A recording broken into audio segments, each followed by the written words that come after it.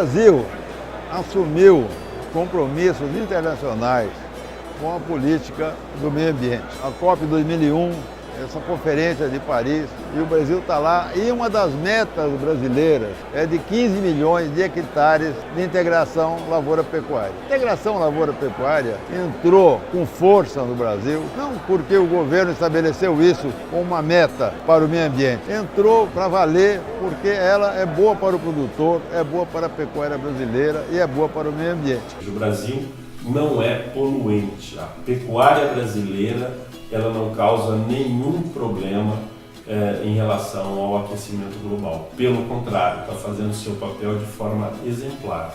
É interessante o entendimento dessa história do efeito estufa, né? Porque qualquer capim bem manejado, ele tem uma retenção de carbono. As raízes desse capim, existem vários estudos na Embrapa, existem vários estudos mostrando isso. Então é só uma questão de entendimento mesmo. A integração veio a dar algumas respostas, principalmente no tocante à necessidade de desmatamento. O Brasil tem sido pressionado internacionalmente por algumas entidades, classificá-lo como desmatador, como uma carne que seria responsável pelo desmatamento da Amazônia, enfim.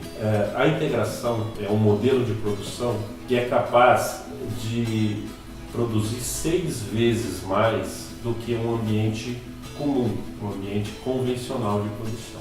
Então, ela está provocando um efeito que a gente chama de poupa-terra muito grande. Então, a integração ela já se consolidou. Hoje no Brasil temos 11,5 milhões de hectares de área com integração. Então, a tecnologia de integração lavoura-pecuária-floresta, ou um sistema de produção agropecuário que a gente diz sustentável, por quê? Uma que ele consegue reverter áreas degradadas em áreas produtivas. E ele consegue manter essas áreas produtivas reestruturando o solo. As rotações de cultura, com a introdução de capim, com a produção de raízes dessas gramíneas, você modifica todo o ambiente de solo de forma positiva. E 3 anos atrás, começamos a colocar o pasto na floresta de eucalipto. E aí que começou o envolvimento de partir para uma pecuária mais sustentável e rentável. Tiramos todas as áreas degradadas, assim, as áreas de extremidade que estava tendo pouca receita, e colocamos pasto definitivo. E aí começou todo esse processo de entendimento, porque era uma nova atividade. No nosso país, as regiões que mais implementaram projetos de integração lavoura-pecuária e floresta, nós temos que citar o Mato Grosso do Sul, com cerca de 2 milhões de hectares. Nós temos o estado do Mato Grosso, com 1,5 milhão, e os outros estados, como São Paulo, com 60 mil hectares de integração. O principal modelo utilizado, com 83% da área de integração, é o modelo de integração lavoura-pecuária, que é o mais simples de se fazer e o que mais atrai o produtor, que seria colocar uma variedade de capim logo após a cultura da soja ou concomitante a uma segunda safra de milho ou sorgo em consórcio com essa agricultura. E a hora que se retira o milho, ou o sorgo ou a soja, você tem uma pastagem de qualidade para ser pastejada.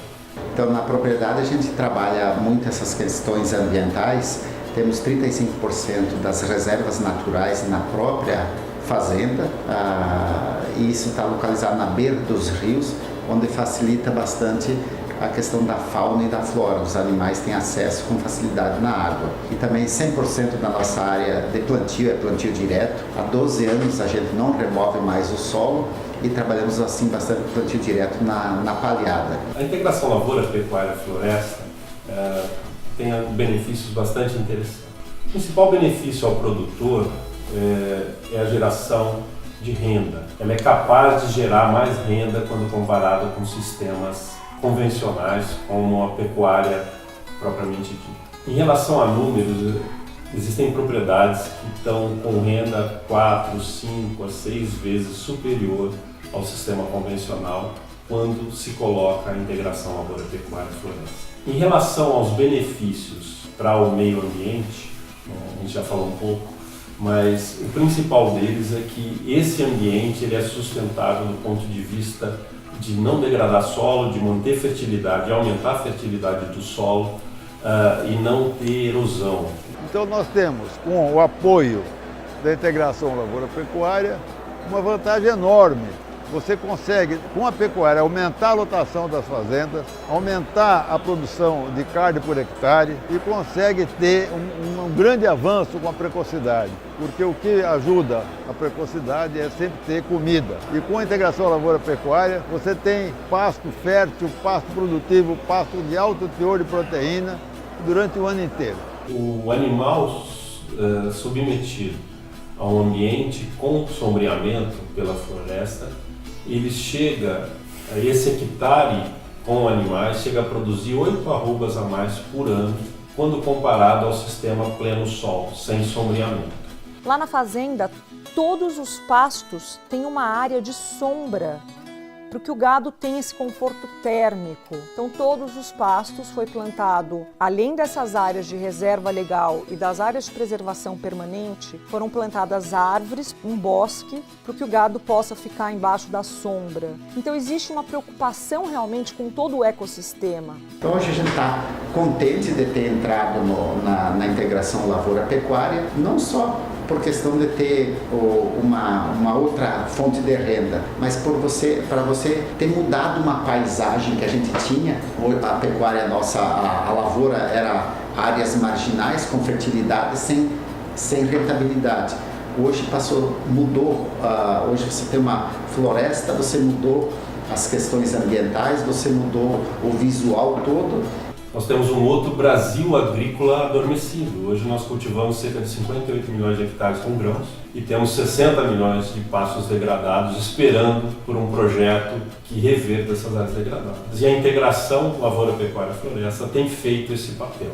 Então a gente pode esperar para os próximos anos um crescimento vertiginoso dessa tecnologia, do uso de sistemas integrados para a produção agropecuária e com o Brasil, com a agricultura tropical brasileira, ditando regras a nível internacional e se impondo como um país preservador, como um país ambientalmente correto, socialmente justo e capaz de gerar riqueza e renda ao seu produtor de forma intensa. Bom, eu tenho o maior orgulho de falar que eu sou produtora rural. O maior orgulho.